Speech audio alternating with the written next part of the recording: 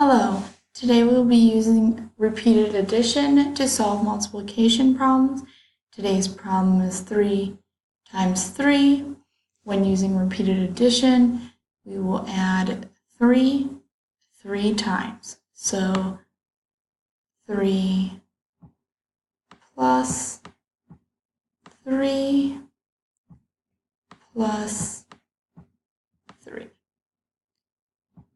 So we have 3 sets of 3. So 3 plus 3 is 6. And then 6 plus 3 is 9. So the sum of 3 plus 3 plus 3 is 9. Which also means that 3 times 3, the product will be 9.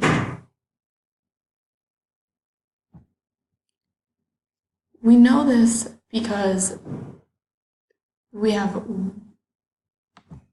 1, 3, 2 3s, and a third 3. And since they all have the value of 3, it is essentially the same as multiplying 3 by 3. Thank you for coming to my video.